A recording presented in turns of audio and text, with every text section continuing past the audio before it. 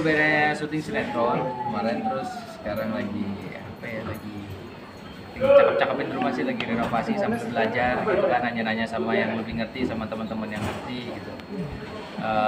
Mencoba nggak pakai kontraktor, kecuali vendor-vendor yang misalnya kayak ganti kitchen set ada vendor kitchen set, tapi yang sisa-sisanya itu kayak bangun teras baru, bikin kanopi baru, itu nyontek-nyontek ke teman aja sih gitu, kayak teman punya kafe gitu ada di daerah veteran kalau sana. Aku suka hampir setiap hari ke sana ngopi juga enak, jadi suka banget sama kanopi. Oh gampang bro, gini aja gini kayak. Oh jadi sambil belajar kayak otodidak, malah jadi kayak arsitek gitu ya malah. Sebenarnya mandor sih, bukan arsiteknya, lebih ke sekolah ya, lebih ke arah mandor aja sih, lebih kayak ada tukang di rumah yang bisa mengaplikasikan kemauan kita. Tapi udah nemuin kesulitan nggak waktu kayak mau coba gini terus diaplikasiin ngomong ke tukangnya kayak? Sebenarnya sih renovasi itu gampang kalau duitnya itu berlimpah ya. Gimana caranya itu kan kita merenovasi sesuatu dengan budget secukupnya yang nggak berlebihan, tapi meskipun gini, in the end pada akhirnya kita bangun rumah itu memang harus totalitas ya, maksud dalam arti totalitas, karena habis dibangun jangan sampai nanti kita tanggung nih, dibongkarnya gitu kan, jadi malah kosnya malah double. Makanya gimana caranya totalitas tapi tetap kita kontrol dari segi keuangan kita juga. Tapi udah berapa persennya progresnya? 75-80 lah kayaknya, 75 atau 80%. Perkiraan jadi fix, total finish kapan? Sebulan lah, ini sebulan, 1,5 bulan lagi. Itu udah habis berapa ratus juta itu Aku buat? berani ngomong sih ya berapa ratus jutanya ya, tapi ya buat aku sih lumayan ya, buat aku lumayan, nggak tahu kalau buat orang, tapi buat aku lumayan. Ibaratnya kalau bahasa infotech itu merogoh kocek gitu. Lumayan sih, tapi aku seneng ngejalaninnya, istri pun juga happy gitu ya. Kita nyari-nyari konsep apa segala macam, keramik apa, berdebat masalah keramik gitu-gitu. Kadang-kadang tuh tukang atau vendor-vendor di rumah tuh memang udah sering sih mereka pasti ngelihat suami istri yang ini bagus deh, enggak, ini bagus gitu, berdebat gitu, dan mereka cuma maaf ya gue bilang gitu. Gue udah sering liatin, santai aja itu, lu berantem mereka tadi gitu. Oh berarti ada dua pemikiran yang beda antara istri Pasti. sama itu pasti gitu. Terus Pasti. jalan tengahnya gimana, apa ngalah aja deh? Nah, kalau aku jalan tengahnya gini, kalau kayak kitchen, islandnya apa segala macam, warna dan yang lain-lain, aku kasih pilihannya. Kalau dia nggak cocok dengan pilihannya, ya dia mungkin bisa cari yang lain. Udah kak, siap. Kalau misalnya aku, kalau kayak game room, cinema room gitu, entertainment room lah bisa gitu. Itu aku semua, karena aku yang ada di situ terus, nanti ada main game atau apa gitu. Kalau kitchen kan memang perusahaan perempuan, jadi aku serahin semua warnanya, semua layoutnya dia pilih. Tapi dengan kamu kayak ngedesain sendiri itu bisa mangkas budget lebih banyak kan? Pasti mas, pasti dengan vendor. Cuman gini, misalnya kayak kitchen set nih, aku pakai vendor, pengennya sih aku sendiri gitu ya, tapi kan aku nggak ngerti masalah ketebalan multiplexnya, HPL-nya, glass tone-nya apa segala macam. Aku nggak bisa buat mengaplikasikan. Cuman kalau misalnya kayak aku bikin pasio atau teras gitu ya, teras kering gitu, kanopinya yang aku nyontek teman aku tuh kan dikasih tahu sama dia. Cuman kalau sama vendor kitchen itu kan nggak mungkin, dan dari segi telitinya itu kan juga kita tetap, makanya aku lagi belajar sih. Sempat ngitung nggak bisa mangkas berapa persen dari budget yang harusnya misal pakai arsitek, misal sampai berapa, sedangkan sendiri bisa turun berapa persen gitu? Misalnya kalau suatu sih, misalnya kalau kayak handyman atau tukang, dia pasti ada harian, ada borongan. Tapi kita lihat lagi ke orang ini bisa dipercaya. Kalau bisa dipercaya boleh harian. Malah saya ada dua handyman buat Indra sama Diki. Dia itu benar-benar bulanan dibayar misalnya. Jadi apapun yang saya mau bisa diaplikasikan sama dia gitu. Cuman yang gitu kita bayar bulanan, dihitung harian tapi kita bayar per bulan. Misalnya kayak bikin teras, mungkin kalau diborong sama orang bisa sekian, Tapi kalau sama dia jatuhnya bisa lebih hemat. Karena apa? Karena dia udah pasti beberapa bulan ini kerja sama saya gitu. Jadi kalau dibilang memangkas berapa persen, mungkin ya, aku juga nggak ngerti itu hitungannya. 30%, 40% mungkin ada. Mungkin ya. Asal kita bisa teliti dan rundown projectnya gitu ibaratnya. Rundown project. Ibaratnya rundown projectnya itu misalnya lu hari ini bikin ini ya, hari ini bikin ini ya, besok bikin ini, besok ini, kalau ini udah beres bikin sini. Jadi schedule-nya pas. Kalau itu pas mungkin insya Allah bisa. Tapi overall dari hasil karyamu itu kamu puas nggak dengan itu? Hasil karya sendiri puas sih, puas. Tapi belum jadi masih proses kayak sekarang kan Novinya lagi dipotong-potong. Kolam renang sih udah jadi, udah diganti. Puas sih dengan konsep yang saya suka gitu, yang saya mau. Suka sih, alhamdulillah sih puas. Nah ini kan mengeluarkan banyak menguras banyak budget ya. Iya. Berarti kan otomatis harus cari job yang lebih banyak, itu emang struggling juga nggak gitu? Jadi gini, kalau kita kan sinetron itu kita syuting beberapa bulan, gajian itu kan bisa buat per bulan cuma keluar 10 episode, 15 episode, padahal kita syuting ratusan episode gitu. Jadi sistemnya memang dibikin maraton kalau gajian. Jadi kayak alhamdulillah gitu Mas, maksudnya saya sinetron yang kemarin tuh sampai World Cup masih gajian lah ibaratnya. Ibaratnya masih ada, tapi buat operasional di rumah gitu. Jadi dari situ ya kita harus pinter-pinter menyelipkan. Tapi kan kita ada budget buat renovasi, ada budget segini, dan itu pasti bakal over. Udah pasti orang renovasi rumah sendiri pasti over. Karena apa? Karena dia nggak ada yang ngejagain. Karena kayak saya liar pikirannya ini, jadi gini deh. Jadi kayak gitu-gitulah pokoknya dibikin jadi tanggung nih, bagusan begini nih pasti bikin gitu. Ini sekarang ngomongin anak. Ya. Dengar pengen punya anak lagi. Insya Allah Mas. Kenapa tuh? Iya, belum punya anak perempuan nih, doain ya pemirsa, teman-teman di rumah. Pengen punya anak perempuan. Sampai-sampai kalau tahu anaknya Rizky Alatas lucu banget ya. Itu gue bilang tuh anak gua dulu. Gue kalau ketemu sama Rizky sama Azan itu, anak gua apa kabar? Gue bilang gitu. Itu sempat kepikiran udah lama, terus udah diobrolin sama istri gitu apa gimana tanggapan gitu? Sebenarnya sih kita bersyukur banget udah ada anak dua, cuman kepengen gitu kan, pengen punya anak perempuan karena kasih sayang anak perempuan sama anak laki-laki beda gitu kan. Ini anak dua beda, approach-nya ke bapaknya tuh beda. Yang paling kecil yang 3,5 tahun manggil sih, "Hey Fahri, kemana Fahri?" gitu. Fahri itu nama peran saya yang kemarin. Mungkin dia lagi di rumah nonton kali sama ibu saya atau sama siapa gitu. Saya turun dari tengah, "Hey Fahri, kamu mau kerja ya Fahri?" Anak laki-laki Mas. Mungkin kalau anak cewek kan beda. Jadi karena saya udah ngerasain dua nih laki-laki, pengennya ngerasain punya anak perempuan gitu. Doain ya insya Allah kalau dikasih rezeki. Terus istri waktu Karifnya ungkapin pertama pengen punya anak perempuan nih gimana Dia gitu? juga pengen saya dapat anak perempuan. Doain deh, karena kan harus program bayi tabung, dan kalau program bayi tabung itu kan prosesnya juga panjang, mungkin habis renov kali ya. habis renov beres, kita lihat kesempatannya baru insya Allah kita lihat. Oh berarti nextnya setelah ini akan berupaya buat bayi tabung untuk anak cewek itu. Kalau ini sih rencana renov ini kan nanti bisa di remote dari jauh karena saya baru banget libur, baru seminggu nih.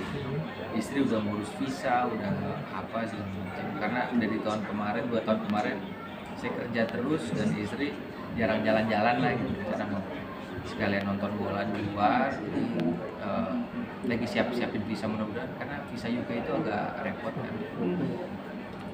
Terus ini kan anak udah 2, pengen nambah 1 lagi, 3 anak. Itu percaya dengan apa ya, zaman dulu ada mitos kayak banyak anak banyak rezeki gitu, percaya nggak? Percaya sih.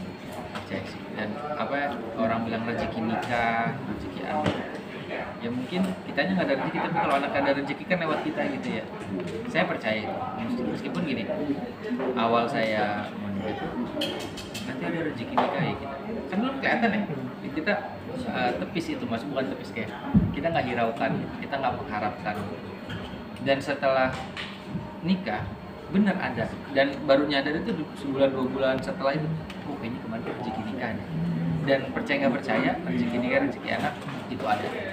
Kalau nggak percaya cobain nikah, tapi jangan banyak-banyakin nikah ya. Jangan banyakin nikah ya. Nikah sekali aja yang bener-bener aja lah. Yang penting keluarganya senang, kita senang. Tapi dengan berkembangnya zaman, biaya pendidikan mahal, otomatis dengan banyak anak, biaya pendidikan akan nambah lagi. Itu akan relate nggak banyak anak banyak rezeki di tahun sekarang ini? Banyak anak banyak rezeki, kalau banyak anak banyak yang harus sekolahin, banyak yang harus kasih makan gitu ya. Ya kalau banyak anak dan nggak bisa dari sekolah ada yang gratis kan sekarang.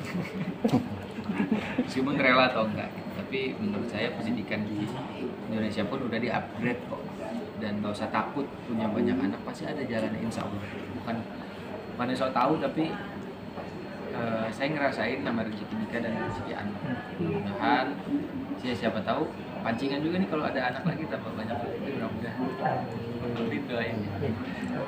Terus ini kan makin kelihatan romantis sama istri. Itu ada tips-tips tersendiri nggak sih buat saling bonding satu sama lain, sering konten bareng gitu-gitu? Kalau bonding sama istri nggak bisa dibikin terus. Cuman gimana, karena kita harus ngerti kekurangan kita dulu nih. Kita harus ngerti, oh gue ini orangnya begini nih, dan kekurangan gue itu A, B, C, D, E. Gimana caranya A, B, C, D, E ini bisa berkecukupan dengan something yang bisa gue kasih ke istri, feedback gitu.